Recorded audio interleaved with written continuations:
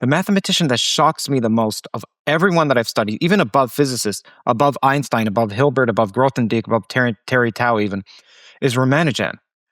There's something so odd about him. I haven't encountered anyone like him before or like him after. I don't know what the heck was going on there. He said that he would sometimes see formulas in dreams and it had to do with gods or meditative practices. He had little formal training. And there's specific conjectured formulas. It's not like the primes are proportional in frequency to this and that. It's no, you take the derivative with respect to n of the square root of n minus 1 over 24 times the exponential. And these turned out to be true, many of them. What the heck is going on with Ramanujan? This is incredible. Honestly, this is incredible to everyone. And just, he wrote like hundreds of thousands of formulas. You just take one of them and you look at it and you say, oh, is it possible that someone dreamed that? Now, you have to accept that he did produce them. He did, he was basically taking a piece of paper, writing down the formula, saying it's a theorem, and not being able to explain anything about a possible proof, about his thought process. Well, he explained some stuff. He said, okay, I was dreaming and then there was some blood flowing from the ceiling and I saw a hand writing the formula on the screen of blood and I just took notes. Okay. So let's accept that he really existed because he really existed. Now, what's the explanation? You have basically 3 ways of explaining that. And I'm going to tell you my preferred one. Mm-hmm. The first one is he was really inspired, as he was claiming, by his personal goddess. It's a mystical explanation. The second one is he was a mutant with superhuman capabilities that are absolutely miraculous, and his brain was a different machine from our brain. And the third one is something with his brain that enabled him to do that. Now, many people, and it's crazy to find that, many people reject the third explanation because they don't find it credible. But I find the first 2 personally hard to believe. I struggle to believe that he really had a personal goddess. That's not my way of looking at the world. Now, whether or not he was genetically different, he could be, exceptionally gifted from a genetic standpoint, but there's something wrong with it. If you look at genetic variability, we are all different. Like, let's say height. Height is massively genetic and it's proven. Okay, I don't know if it's 70 or 80%, but the variance is, in a country where there is enough food for everyone, the variance is mostly genetic. But we all have the same height. Exactly. Plus minus 20, 30%, but this is nearly exactly the same height. There's no difference of orders of magnitude. Look at running, 100-meter dash. Some people run faster, yeah. Usain Bolt ran 1.5% faster than the second one in the record-setting race, and 3% faster than the slowest person in that race. Men run faster than women, but the difference is about 10%. It's nothing.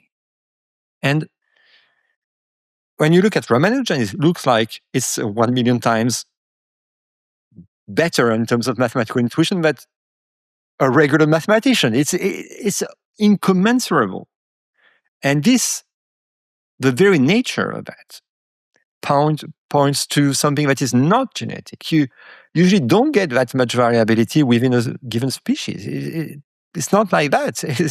It looks like something that is produced by cognitive transformation and neuroplasticity. Let me give you another example.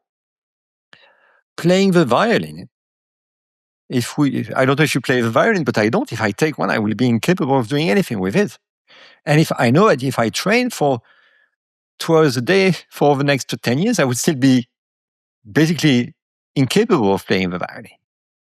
But I also know that it's not genetic, and some people learn how to play the violin if they start early. And of course, they look like a magician when you cannot play the violin. It looks impossible to do. And my feeling it's the same kind of learning, except that it takes place entirely within your brain. So this is, you could object that everything I'm saying is very arbitrary and very external to the actual formulas of Ramanujan, but I have a more concrete example to give you, which is, if you take this perspective that he actually had a normal brain, but did very unusual things with his brain, then it opens an interesting mathematical question, which is, how did he do it? Like, is there a way to get to these formulas through thinking without making written computations? And I had, so when I was a student at the École Normale Supérieure, I had, as a first year student, we had a course by a mathematician named Xavier Viennot. And you can find videos of him on YouTube. And he has a website with all his slides and all that. And the course was absolutely fabulous. He was basically constructing intuitive objects.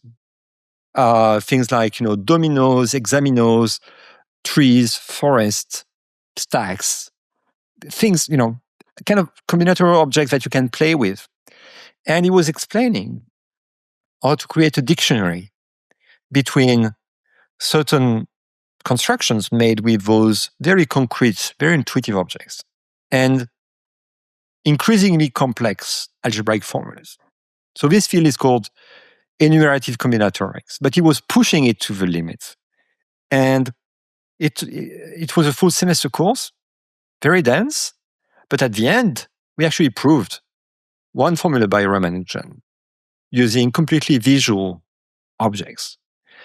And it doesn't mean that he did it like that. You have, as always in mathematics, you have many different avenues to proving a theorem. But it proves that for this specific formula, but just one example, it is possible in a normal, maybe gifted, we were all gifted, but we were like maybe 30, 40 students in the room, and we all found it obvious at the end. That's a pretty strong phenomenon. It's possible for a brain of these 20-year-old students to find a visually obvious way of proving the theorem. So it's not just about ideology, about deciding whether it's nature or nurture or whatever. It's also about having a productive approach to removing mystification and trying to actually create things that are made possible because you believe that it's not a magical stuff. So then you're going to find the solution. I think it's when you do mathematics, there are a lot of things that look like magic. Basically, everything that's been proven that you don't understand looks like magic. But you have to say, okay, it's not magic. There must be a way to find it obvious. Because someone found it obvious. Otherwise, they would never have been able to prove it. Yes, one of your most popular Substack posts is about how there's a Pareto distribution when it comes to what looks like talent, but we can just call it performance or something like that. And that's not explained by normal distribution of IQ. Again, we have to bracket Ramanujan because that, to me, looks like magic still, even hearing your explanation. So everyone else outside of Ramanujan, even if mathematical ability is normally distributed, and there's some evidence for that, but let's just assume even if that's the case, what you're saying is that ability is not the same as performance, and performance is something like ability times effort, times opportunity, times accumulated advantage. I would say ability is a complex stuff. I mean, you have. I do think it's not just. It goes beyond performance. There's something about when you do math, you have the feeling that some people are stronger than others. Okay, it's not a very well-defined notion, but you do have a feeling. When you speak with Terry Tao, you're scared to death because it's obviously much stronger than you are. Okay, Pierre Deligne is obviously stronger than I am. I was working on related topics, and I spoke with him a couple of times, and I was very intimidated because he was so much smarter than I was. Now, this thing goes beyond the actual productivity. It's not about the number of papers they wrote. It's not about the the theorem they prove is just about, you speak to them and they look at you and you see in their eye that they understand everything that you're saying.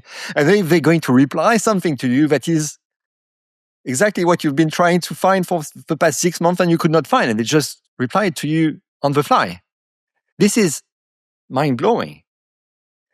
And so it's not quantified, but if you had to quantify it, so I was discussing with my friend Hugo Dumini-Copin, who got the Fields Medal a couple of years ago, and he was saying that he's in his own subjective, it's very subjective, his own subjective perception, Terry Tao was at least 10x faster than he was in terms of understanding new mathematical concepts. And a lot of the work of mathematicians is making sense of new stuff. So this uncalibrated subjective scale of being strong at math doesn't look like a Gaussian distribution. It looks like a Pareto distribution where you have orders of magnitude difference of wealth. It's not, Elon Musk is not like 2x richer than you are. He's, I don't know, many times richer than you are. It's incommensurable. We have a perception of people's strength in mathematics being distributed in the same kind of distribution as wealth.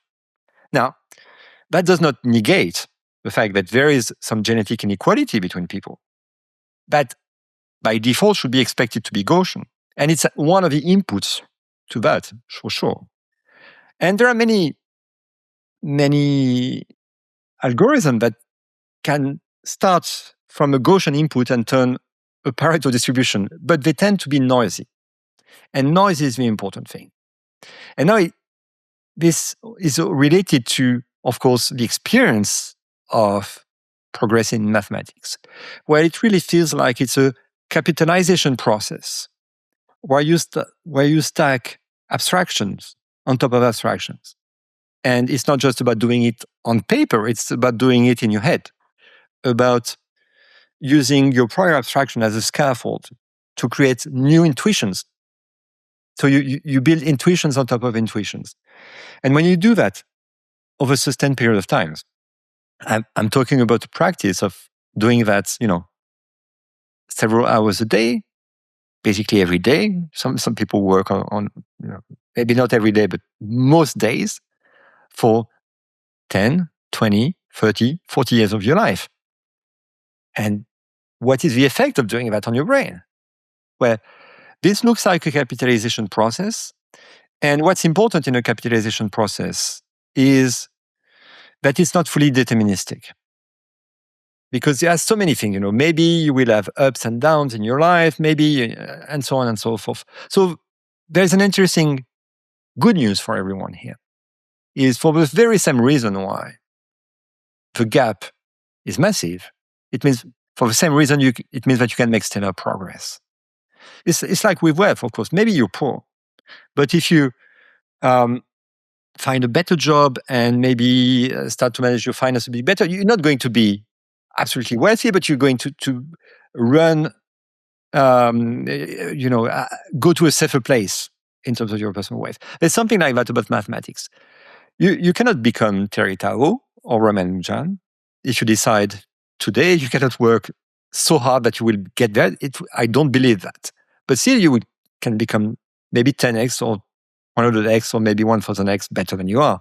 Because then maybe there's like 12 orders of magnitudes and maybe there's still 2 or 3 that are still accessible from where you are right now. Hi, everyone. Hope you're enjoying today's episode.